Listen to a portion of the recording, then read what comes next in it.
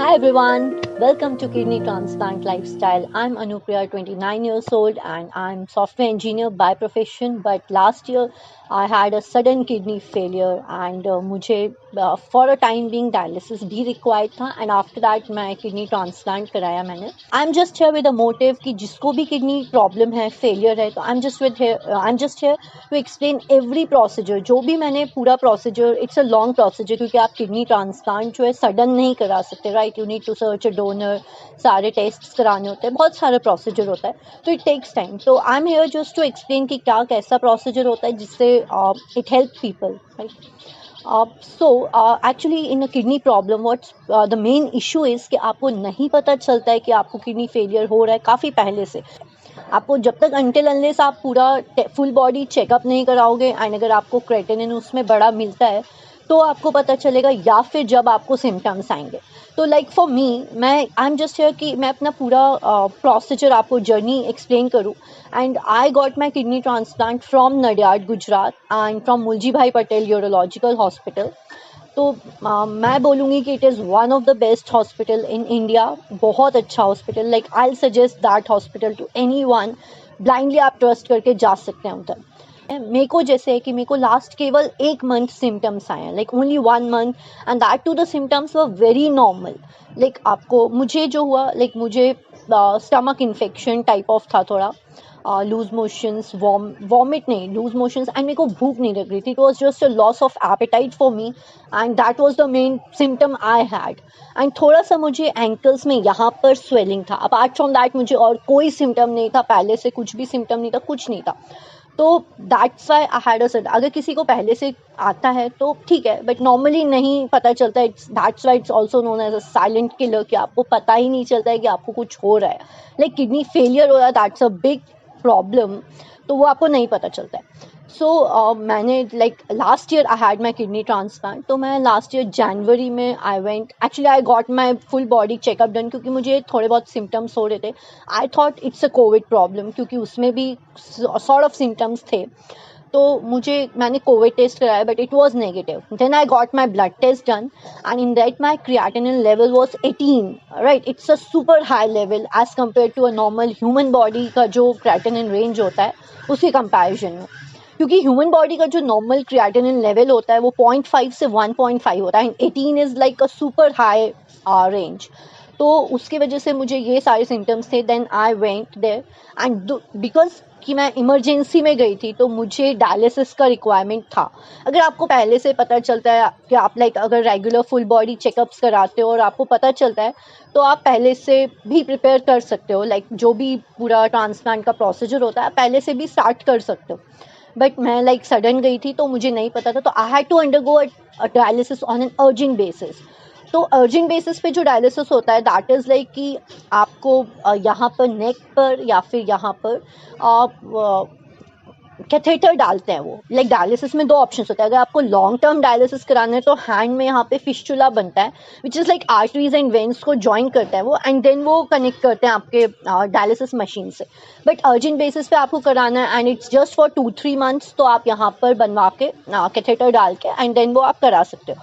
तो मैंने वही कराया था लाइक फॉर अराउंड 3 मंथ्स क्योंकि मेरे को कराना फाइनली ट्रांसप्लांट ही था. But it took a lot of time कि आपको ट्रांसप्लांट का प्रोसीजर कंप्लीट करने में टाइम लगता है पूरा, like around 2.5 month it takes. तो फॉर दैट टाइमिंग आपको डायलिसिस ही कराना पड़ता है if you are on an emergency basis. then I underwent the dialysis for that period. Then like उसके साथ ही मैंने पूरा जो मेरा फुल बॉडी चेकअप था, लाइक फर्स्ट स्टेप इज़ कि जो आपका फुल बॉडी चेकअप होता है कि आपको कोई और प्रॉब्लम नहीं होना चाहिए, right. Then the second most important step is to search for a donor, right. Because आपको डोनर सर्च करना है एंड दैट टू आपका पूरा सब कुछ जेनेटिक मैच, सब कुछ मैच होना चाहिए, तभी आप डोनर ले सकते हैं. एंड पहले ऐसा होता था कि लोग रैंडम किसी भी बंदे को पकड़ के ट्रांसप्लांट करा भी लेते थे, हो जाता था ऐसा. But now it's impossible. Like please don't waste your time on this option क्योंकि ये पॉसिबल ही नहीं है. आपको you have to only go for the donor from your family, like your mother, father, brother, sister, whatever, or you're from maternal side, your paternal side, your husband, wife, or in-laws, whatever it is, but it should be your family, like relatives. आप random नहीं करा सकते क्योंकि वो इतना legal documentation होता है, इतना वेरिफिकेशन होता है कि आप वेस्ट ही है, it's just a waste of time, क्योंकि वो इलीगल है नाउ इन इंडिया. तो मतलब मैंने जो अपना ट्रांसप्लांट कराया, तो मेरी मदर ने मेरे को किडनी डोनेट किया. And luckily, like for kidney donor, the two things which are most important is कि one should not have a diabetes and a high BP problem, otherwise that person can't be a donor. तो मेरी mother को नहीं था, मेरे पापा को थोड़ा हेल्थ इश्यूज है, we got for a checkup for him as well, but doctors like no, we can't take that. तो my mother donated me my kidney. Then we had a complete, like उनका पूरा full body checkup हुआ कि उनको और कोई problem नहीं होना चाहिए. Then we had to undergo for the genetic match test, those all are blood test only. तो वो सारा होता है. देन आपका अगर मैचिंग हो जाता है, लाइक इट्स नॉट कंपल्सरी कि आप एक बार मैच कराओ किसी से और वो हो जाए. लाइक बहुत सारे लोगों को टाइम भी लग जाता है कि एक से मैच नहीं हुआ, देन आप किसी और डोनर सर्च किया and then you get it matched. तो this is the main thing. तो किडनी डोनर सर्च करना बहुत इंपॉर्टेंट है आपके लिए, and it should be match properly, जिससे डॉक्टर्स अग्री करने चाहिए कि yes we can take kidney for this person. And main problem जो लोगों को होता है ना, दे फियर डोनर की लाइफ रिस्क नहीं होती है. Like doctors obviously they won't go कि जो ऑलरेडी बीमार है उसको सेव करने के लिए किसी एक हेल्दी बंदे की आप लाइफ रिस्क कर दो, that is not an option, right? So this is not the reason. Like donor is perfectly fine, उनको कोई प्रॉब्लम नहीं होता है पोस्ट ट्रांसप्लांट. देन आपको जो टेस्ट्स के बाद आपको you have to go a legal documentation, legal verification, जो कि it takes approx 1 month time पूरा प्रोसीजर कंप्लीट होने में. तो वो आपको कराना पड़ता है. देन आफ्टर दैट जब आपका ट्रांसप्लांट के लिए आप पूरा प्रोसीजर कर लेते हो, like it took me around 2.5 months for this. And when मैंने, like I went to Nadiad in January and I had my transplant like at the, like in March end. तो it took me that time. फिर उसके बाद, like in a transplant procedure, it's kidney जो आपकी already existing kidney, either they are working और not, they will not be removed. ऐसा नहीं होता है. They put that new kidney in the front near the urinary bladder. तो that's not the issue कि आपका ओल्डर किडनी रिमूव करते हैं या कुछ, तो ऐसा नहीं होता अनटिल अनलेस किसी को उससे काफ़ी ज़्यादा इन्फेक्शन हो रहा हो या कुछ हो रहा है. Then after that, like for the recipient, like I'm the recipient, तो मुझे for 10 to 12 days they keep the patient in the hospital. And regular आपका दिन में 3 बार they do the blood tests, like regular blood test इन सारा tests होते हैं. And for the donor it is like कि they keep that donor person only for 4 days. 4th day they relieve that person and they can go home and take rest. But like I got my transplant from Nadiad, and Nadiad में जो है we like near hospitals we have the lot of flights, because it took a time, like आपको 5 months का time at least चाहिए, because post transplant you have to stay there for at least for 2 months, because आपको regular checkups के लिए जाना होता है.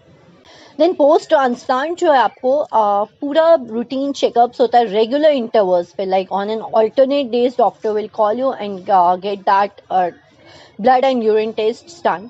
तो वो सारा आपका करके व्हेन आप फॉर 2 months जब आप स्टे करते हो, एंड आपको सारे पोस्ट ट्रांसप्लांट प्रिकॉशंस लेने होते हैं. लाइक आपको वाटर इनटेक काफ़ी ज़्यादा, like at least 5 liters water intake लेना होता है.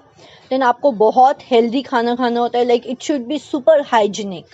आप कुछ भी ऐसा नहीं खा सकते कि जिससे आपको इन्फेक्शन हो, because what's the main point here is कि as kidney is a foreign particle, like आपका पर्सनल बॉडी ऑर्गन नहीं है. तो you get the immunosuppressant tablets, जो आपको रेगुलर बेसिस पे टैबलेट्स लेने होते हैं, वो इम्यूनोसप्रेसेंट्स होते हैं. तो उसके बेसिस पे आपकी जो नेचुरल बॉडी इम्यूनिटी है वो काफ़ी लो हो जाती है.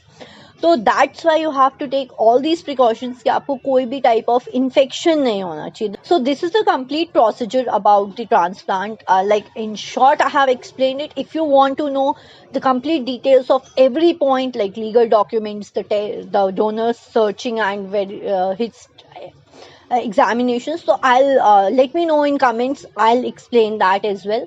So I hope you guys like this video, and it will help people who are suffering from kidney failure, because I know what's the problem we face here. So please don't take tension, please be positive and stay healthy and fit. Thank you everyone.